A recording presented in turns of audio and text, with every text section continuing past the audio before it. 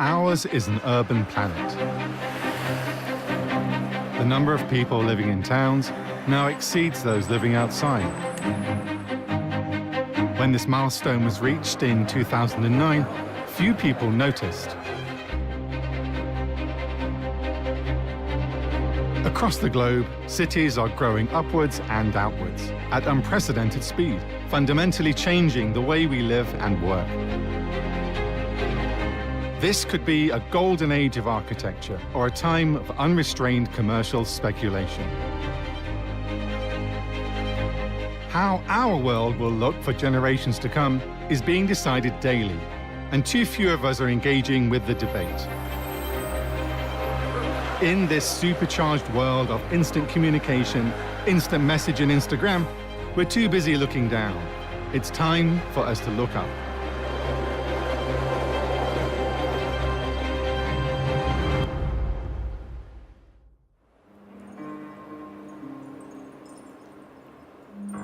I've spent over 12 years living in hotel rooms. And it is quite literally a suitcase, you, and your toothbrush. So there's lots of time for reflection. All of the jobs that I've done have involved visiting huge megacities.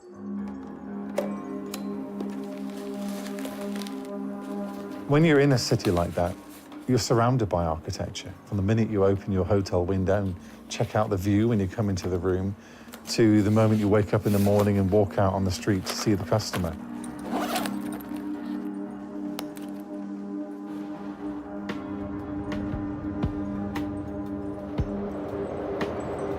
My day job's involved working with journalists who have had to come to grips with lots of new technology. So I kind of act as that human interface between this highly technical equipment and what somebody's trying to achieve creatively.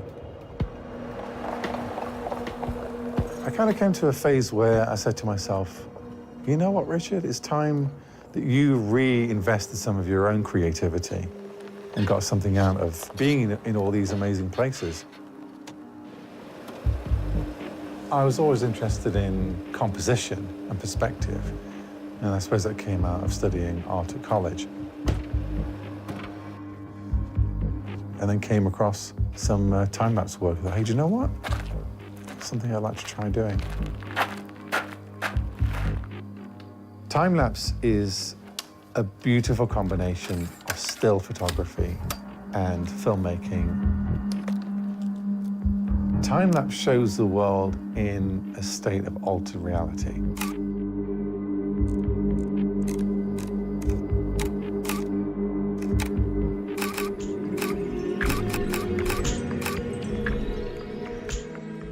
You can see how the world around you behaves in a way you cannot see with the naked eye.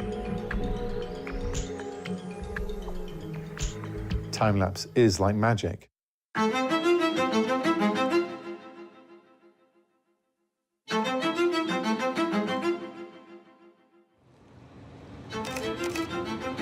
Of all the places I've worked in recent years, nowhere has changed more rapidly than Qatar's capital, Doha.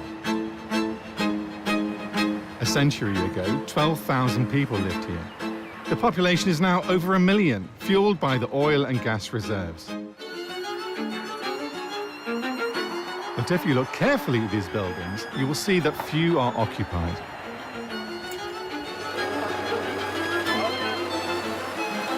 Despite this, armies of foreign workers labor day and night to build more. Critics dismiss these newly minted Gulf capitals as instant cities. The inference being that they are mere facades, a reflection of national wealth and pride. Imported from the West, vanity projects for wealthy patrons and their overpaid foreign architects.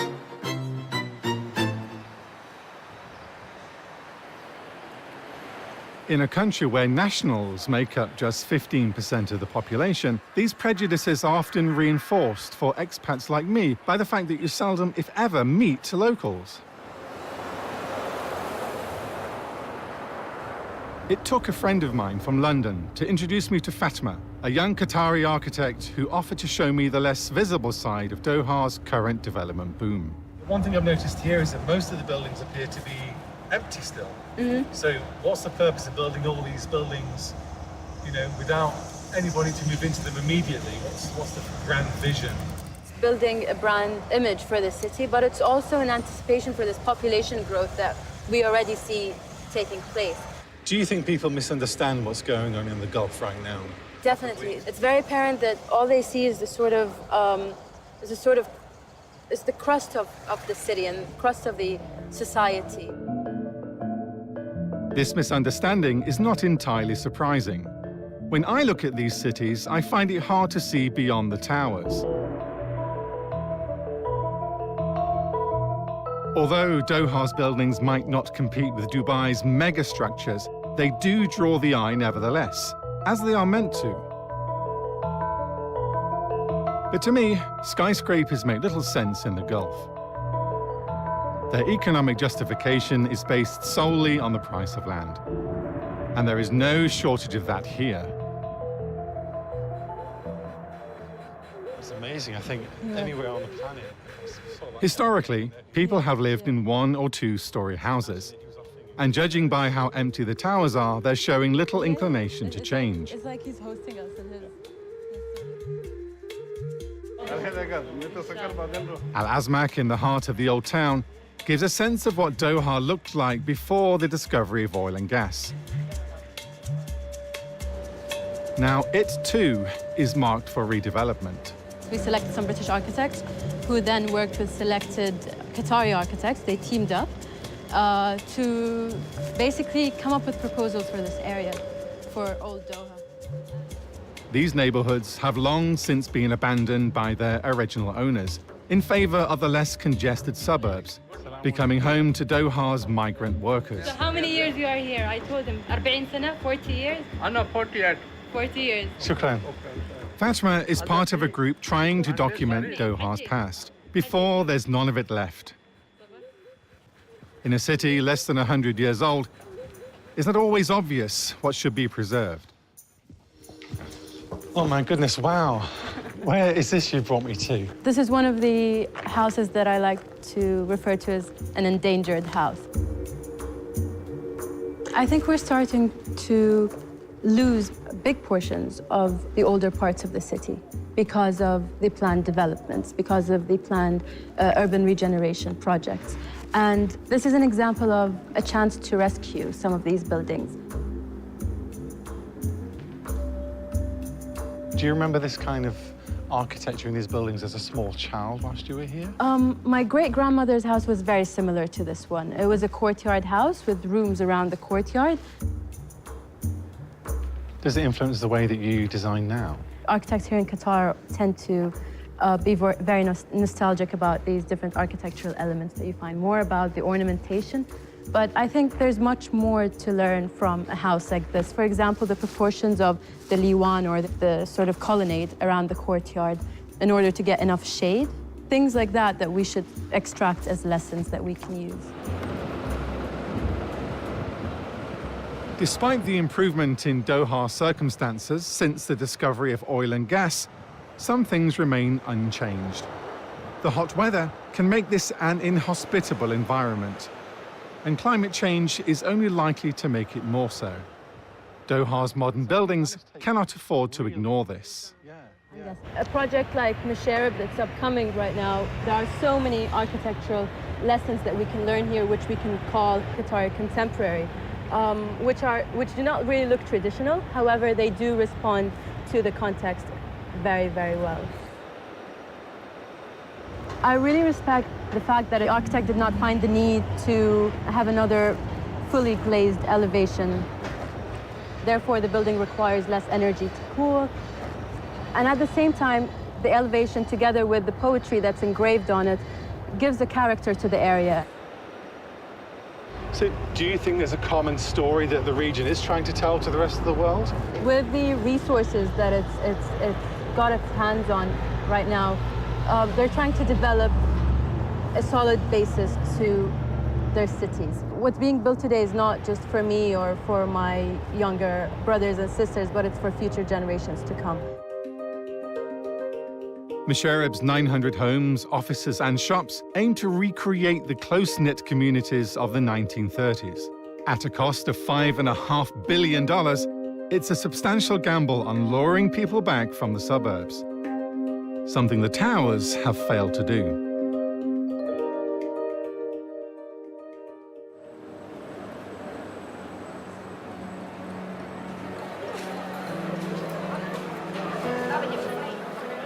The popularity of Doha's recently rebuilt souk shows that there's a strong sense of nostalgia for the old town.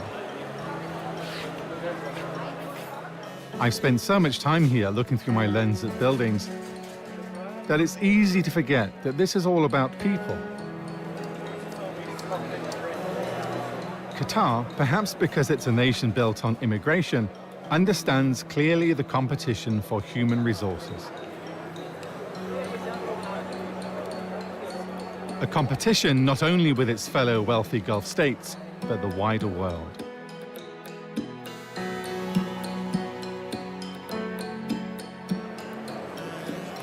There are precedents for this. To attract people, the competing city-states of Renaissance Italy used their wealth to glorify their cities with painting and sculpture. To be successful, you sometimes have to first appear to be so. Art that depicts the human form remains controversial in this part of the world, but beautiful buildings suffer no such drawbacks.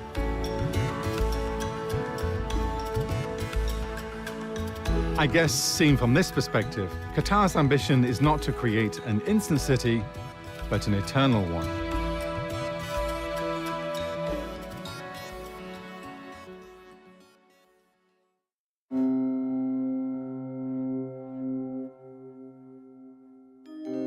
London is, on the face of it, just such a metropolis.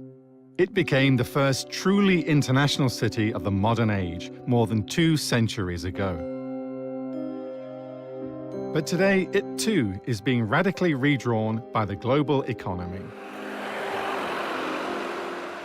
Neighborhoods that were once the home of the British elite are today second homes for the international super rich, creating a central core which increasingly feels to me like a ghost town. At the same time, London is seeing record growth, its population jumping more than 100,000 in 2013, the highest increase since World War II. The residential property market also rose 20% in the first 6 months of 2014, driven to a large degree by foreign money. Across the city, new buildings are rising, fundamentally reshaping the skyline. These changes have not been without controversy, but from a time-lapse photographer's perspective, it is exhilarating.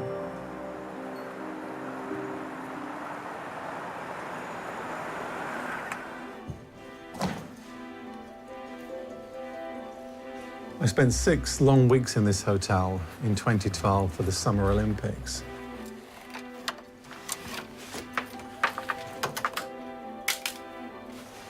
And I say long weeks because to wake up every morning to a building I'd been aching to photograph for all that time, but knowing that working 7 days a week, 12 hours a day, I simply wouldn't have the energy or the inclination to go and shoot after work. You know, I made it a mission in the back of my mind that one day I'd be back.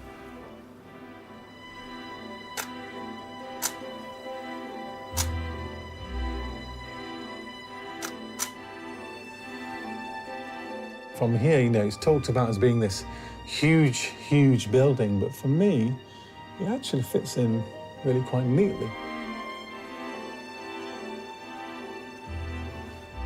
The Shard became Europe's tallest building.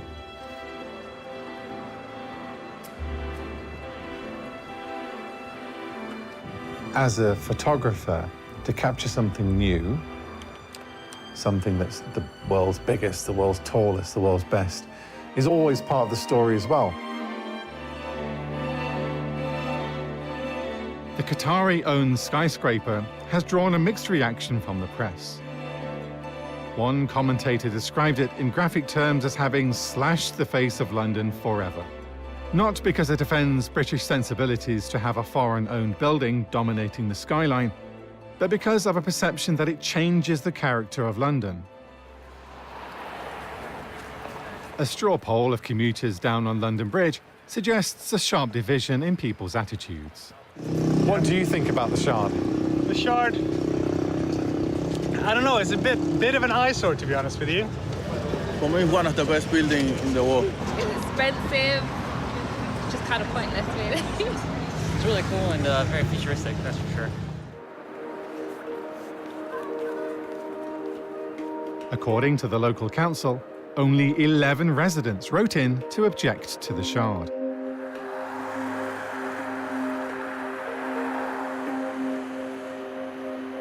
Looking out over London from the 72nd floor viewing platform, it's hard to believe it was so few. The only meaningful intervention was by English Heritage, the body tasked with preserving the country's historic sites.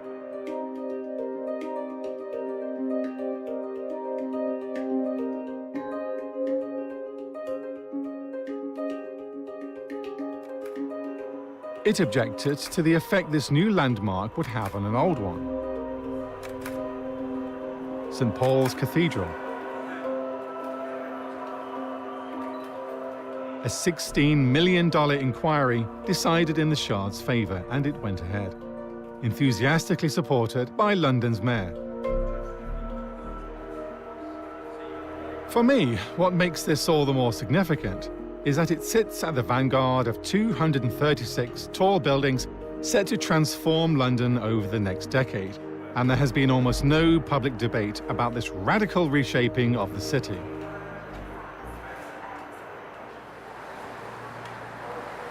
New London Architecture, an organisation whose sponsors read like a who's who of the building industry, has put together an exhibition detailing exactly how London will look if all the proposed buildings go ahead. What opposition has there been to these types of buildings? Well, there have been comments, for instance, from some people that we don't want something like Dubai on the Thames. London, of course, is very different. We have a lot of historic buildings, and we need to insert new tall buildings into that historic environment. Should St. Paul's dictate London's planning in the future? I think using St. Paul's as a guideline is a pretty good way of stopping buildings in particular historic areas.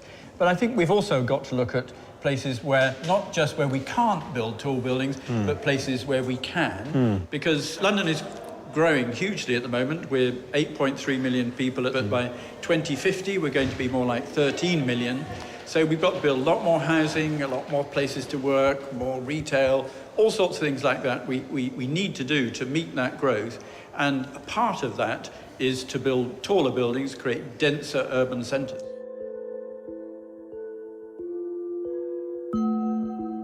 The last time London's skyline was this radically redrawn was during the city's bombing in World War II. St. Paul's famously survived as a symbol of national resistance. It's an icon twice over, built on the ashes of the Great Fire of 1666, which burned a third of the city to the ground. Its architect, Sir Christopher Wren, who knew a thing or two about building and longevity, wrote, "Architecture has its political use. It establishes a nation, draws people and commerce, and makes the people love their native country. Architecture aims at eternity."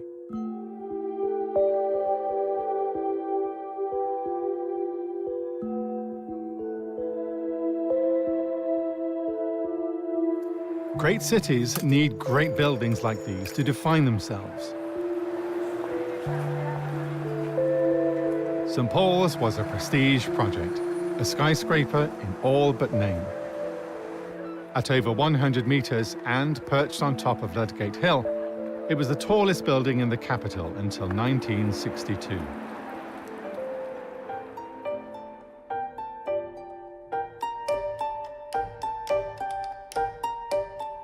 Before the 60s, London was essentially a low-rise city.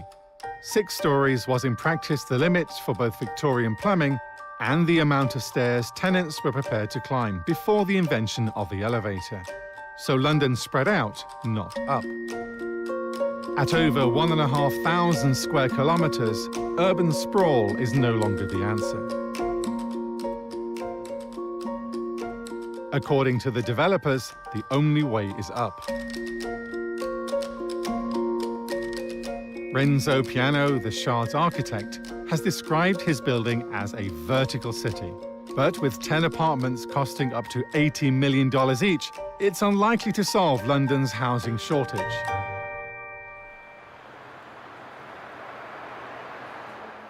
This is MI6, which you will know from the movies. Terry Farrell is part of a golden generation of British architects who've had a profound impact on the cities of the modern world.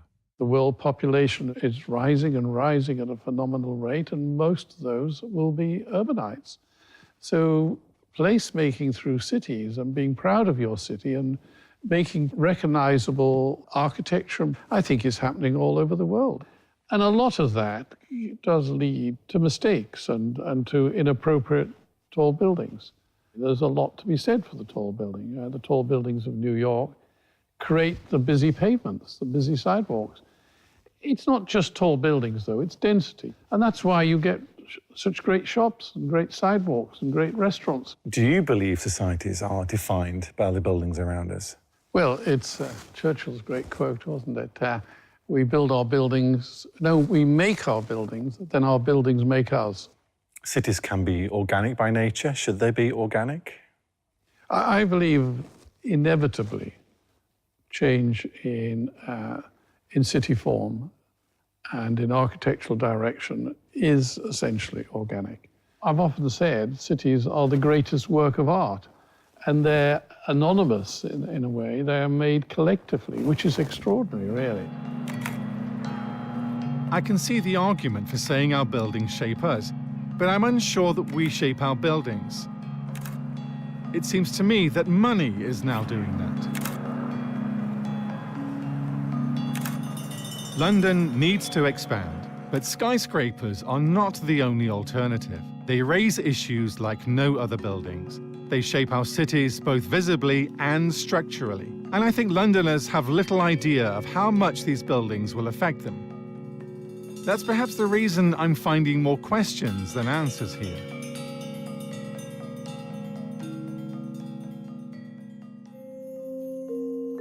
If you want to know about skyscrapers, there's one obvious destination. By happy coincidence, a time-lapse paradise.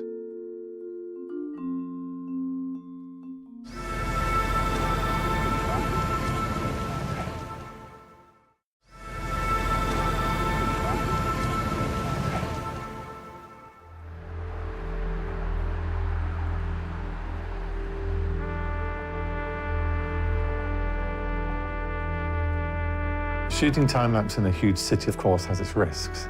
And as somebody who's on their own, you kind of get this, a sense of loneliness, but also a sense of being able to not be distracted by anything else apart from what you see.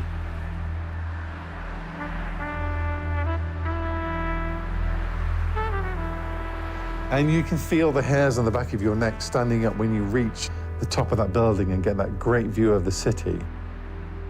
And you know that time-lapse is going to help you achieve that by creating that sense of hyper-reality.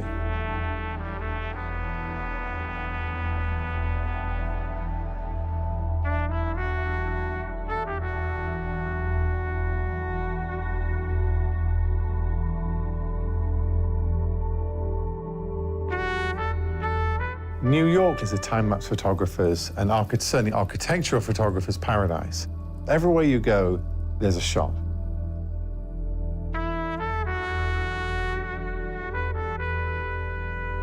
Few cities divide opinion more than New York. A towering celebration of modernity for some, for others, including one of Europe's greatest modernist architects, Le Corbusier, a beautiful catastrophe of elite spires soaring above the poor.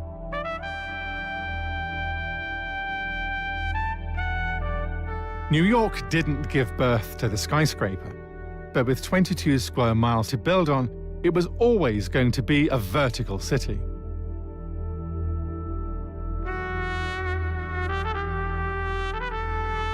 Two things changed the face of modern construction.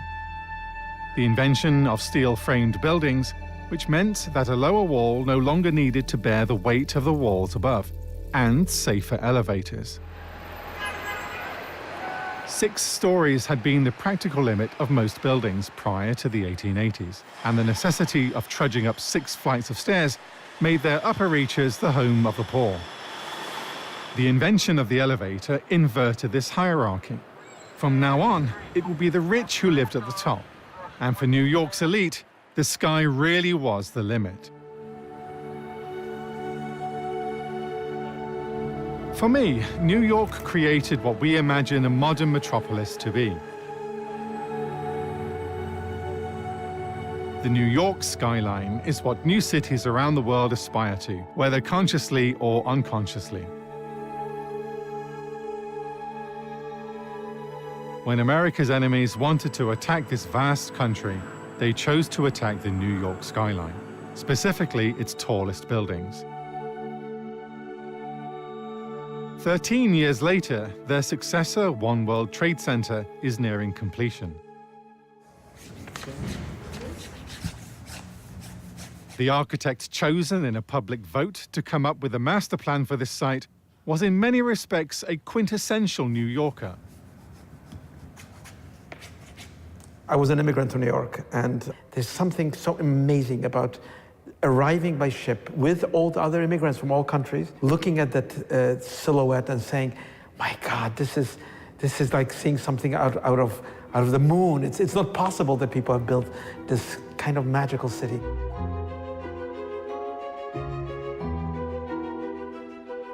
New York is the best school of architecture, the city itself. As you look at the streets, as you look at the way buildings are being built, as you look at the density of New York.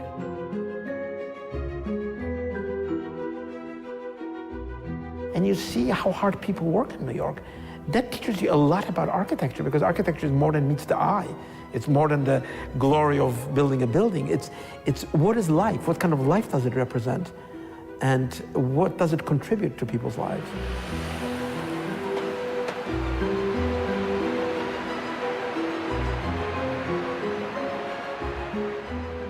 Louis Sullivan, the father of American architecture, in his 1900 speech to the New York architects said, you know, New York City has one God, the God of money.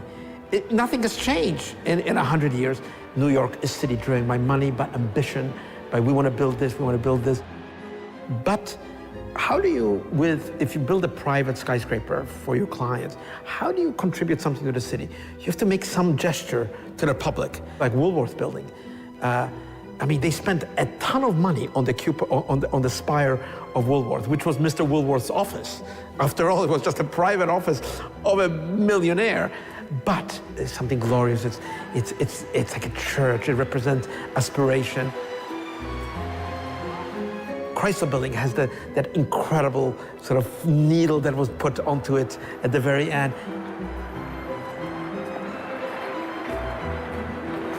So I think there's a lot to be said that within this private world of money, there was an ambition to add a civic dimension to it. I think that's part of what makes New York still a very, very interesting city, as opposed to many other cities that have a lot of tall buildings, but so what? New York's grid system, initially brought in to facilitate the parceling out of land in simple blocks, also lent itself to tall buildings. For me, it gives a city too much order.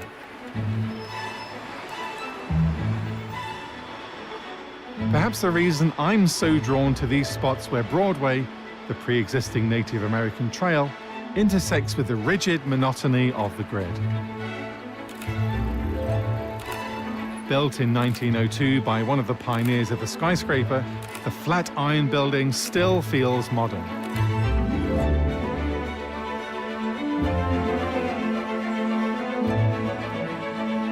It's been described as resembling the prow of a ship sailing up Fifth Avenue, its shape maximizing the use of the triangular plot created by Broadway. As Daniel says, a functional building, but a beautiful one too.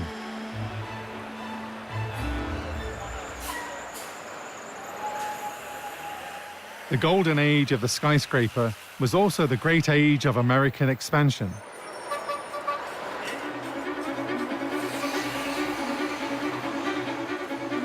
In 1800, New York had a population of only 60,000.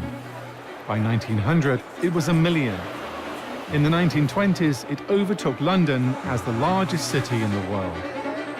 When the New York stock market crashed in 1929, the city already had more than 180 buildings over 20 stories high. The patron of the last megastructure of this era, John J. Rasker, reputedly gave his architect a simple brief: build as high as you can without it falling over. The result was the Empire State, the tallest building in the world for the next 40 years. Known in the trade as the empty state for its commercial failings, it was nevertheless a vertical statement with which no one in New York, or elsewhere for that matter, could compete.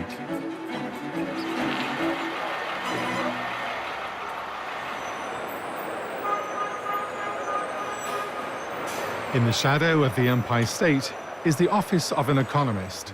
He's drawn parallels between the economic imbalance that led to the 1929 crash and the situation today. One of the fascinating things is that we got into this mess by overinvestment in housing and overdevelopment of housing and speculative development in housing. We've stabilized the problem by urbanization in China, which is overinvestment in housing and overinvestment in urbanization. If you look at the property markets around the world, and London is overinflated, New York is overinflated, and to me that means you're going to get back into the mess very shortly. How do you think we can break that cycle? One of the ways in which we can break it is to actually start to rationalize the investment in urbanization. And in order to do that, we have to spend much more money investing in affordable housing for ordinary people. But that then means that ordinary people have to have the money to pay for it, which means that actually you've got to get employment back to a position where people have an income stream where they can afford a decent house and a decent living environment. What is stopping the pot from boiling over right now? What's keeping the lid on? Actually, the lid is off in many parts of the world. We've seen just in the last year eruptions in several cities in Brazil. There has been unrest in Stockholm. And before that, there was London and Paris. And so there's a lot of unrest in urban areas out there, which I think is going to be very, very difficult to manage as time goes on. If there is trouble brewing, it doesn't seem obvious in New York. At least not in its commercial epicenter, Times Square.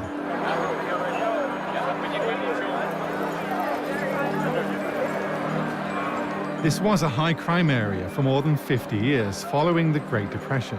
But today, it has a very different vibe. It feels like a cathedral of consumerism. People come specifically to see the flashing lights,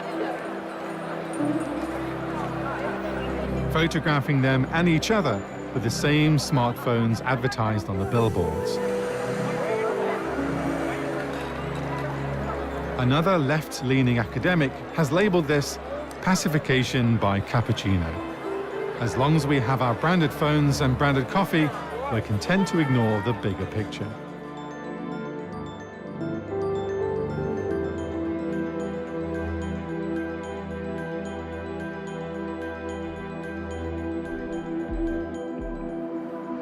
When America began to find its feet after the Depression, it was a boom driven by the same consumerism, and New York was at its heart. Both the buildings and the way they were built had changed, but not the staggering amount of money patrons were prepared to spend. The Seagram building on Park Avenue cost more per square meter than any previously built. The cult of the architect had also begun. Few people know who built the Empire State, but the architect now became as important as the building. The Seagram's creator, Mies van der Rohe, and his contemporaries were to bring in the age of the architect as an icon, the Starchitect. These modernists and their patrons had very little sentimentality, and many of the city's historic buildings were torn down. The monolithic Pan Am building, now renamed MetLife, was stuck on top of the delicate facade of Grand Central Station. The station itself barely escaping the wrecking ball in a city where money was still the only god. I guess it still is. New York prides itself on being the city that never sleeps, the financial capital of the world. I can't help but wonder if that's what's going wrong today. So many cities seek to emulate New York without understanding the sacrifice this entails. Well, there's no doubt that architects are captured by money. You need money to build a building, but money is not the only thing that should drive architecture, because we see the fatality. If architecture is only driven by money and only by private developers' ideas, then the cities are going to become ghost towns, because only the rich will be living in the centers of cities, and everybody who actually works in the center of cities will live in some boondocks away. And the cities will be empty at night, and there will be just investors and, who live far away, whose empty apartments have no light. It's not a good idea. After all, that's what a city is. It's a creative place. That's why people want to be in a city. They can get jobs, they can go to school, they can better themselves, they can meet other people. So if you segregate, you create a horrible dichotomy that will be a failure and will lead to the end of cities. New York itself may be changing. The original World Trade Center was an incredibly controversial project, its detractors accusing it of ignoring the people on the pavements in its race for the sky. The same failings critics point to in today's megastructures.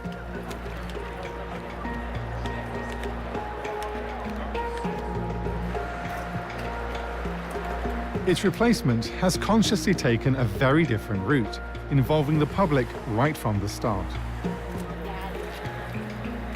My experience at the competition for Ground Zero at World Trade Center, which was a world competition with thousands of architects and millions of people being involved online and saying, I like it, I don't like it, was really a symbol of the fact that architecture has become participatory, that in an open society, architecture doesn't belong to anyone. I mean, someone may invest in it, but it's part of the city, so everybody, every citizen has a right to comment, to steer architecture,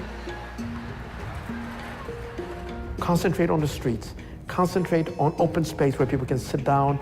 That's why half of the site of Ground Zero are streets, piazza, public memorial, the museum. So you can't design a city just for one class. You have to design it for everyone.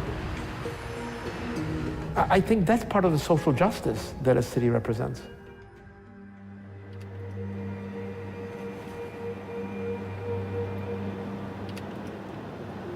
Ours may well be an urban planet, but it's wrong to assume this is an irreversible process.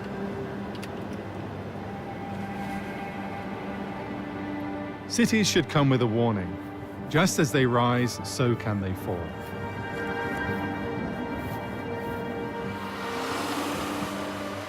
These were once thriving neighborhoods, homes people spent a lifetime paying for, taken back by nature. Dense housing demolished and reverting to grassland, what has become known as the urban prairie.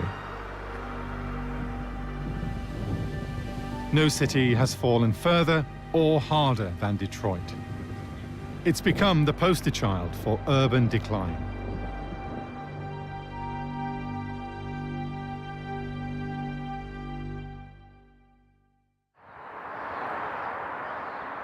The Michigan Central train station.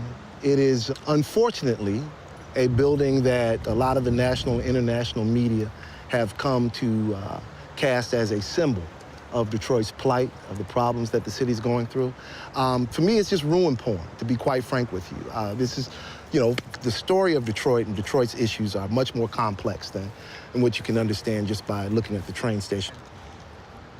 The problems in Detroit are not Detroit's problems. They're American problems. This is an American city, a great American city. So when you're talking about a wholesale withdrawal of governmental support for industrialized cities. And, you know, I think that the flag being near the train station is quite appropriate because, like I said, this is not just a symbol of Detroit's plight, but this is a symbol of America's plight and neglect of places like Detroit. Detroit's recent history might be one of decline, but this was, as Darryl says, a great American city.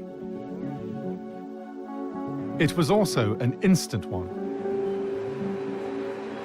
A population of 285,000 in 1900 reached almost 2 million in 1950, fueled by the needs of one industry.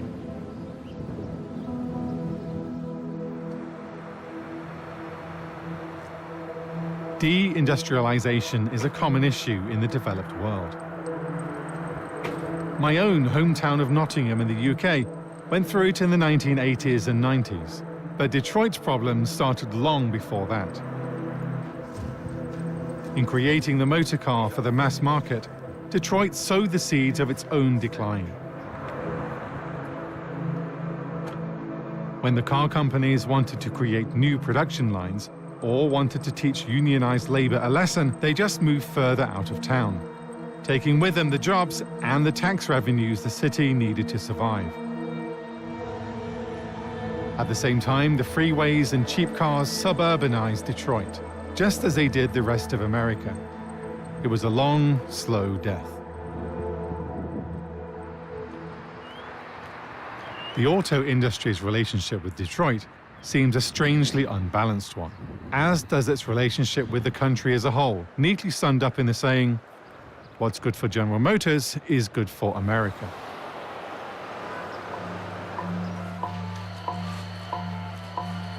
When General Motors filed for bankruptcy in 2009, the US government stepped in to help. What was good for GM, though, was not necessarily good for Detroit. When the city filed for bankruptcy in 2013, no federal support was forthcoming. The bankruptcy has hit people here very hard.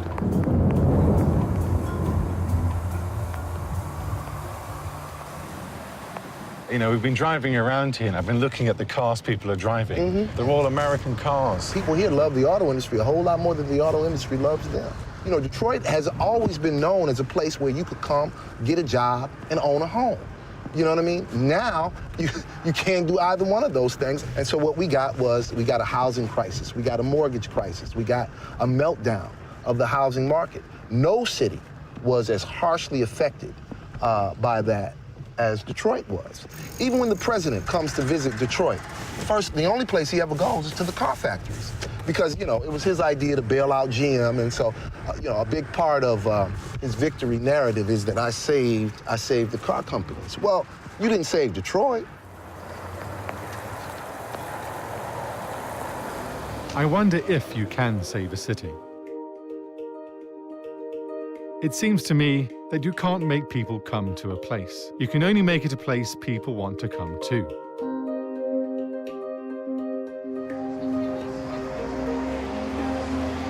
No one is more aware of the problems facing Detroit than the people who live here.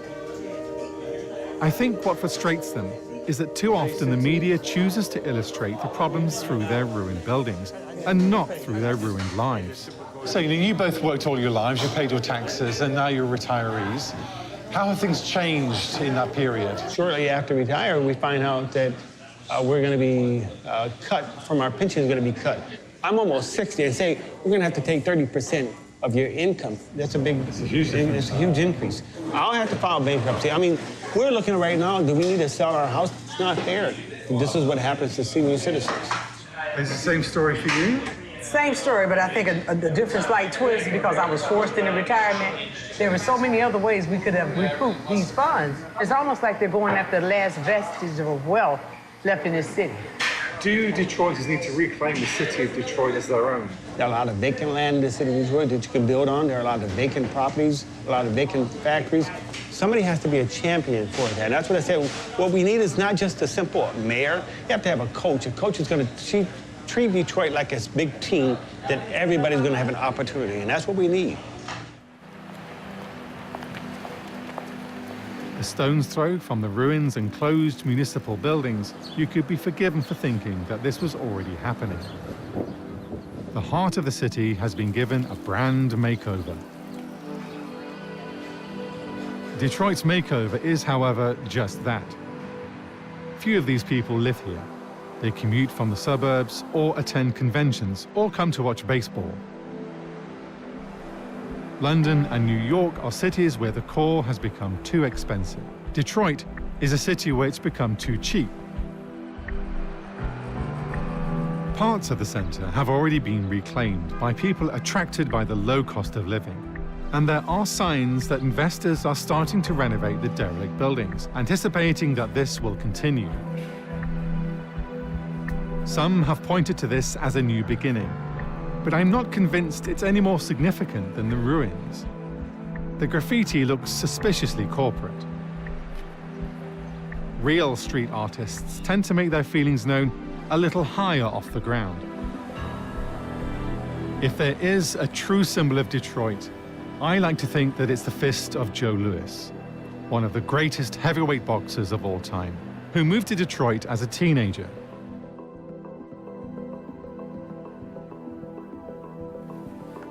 It's one of my favorite time lapses because until I began to work on it, I had no idea it was an object in motion.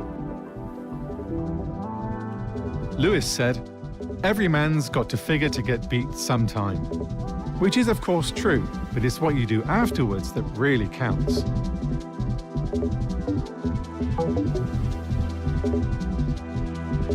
Cities have always been in motion. They have to be to evolve and adapt. What I think is different today is the speed of that change, something which I fear is excluding us from the process. Now more than ever, we must consciously shape our cities, because if we don't, on this urban planet, it's our cities that will shape us.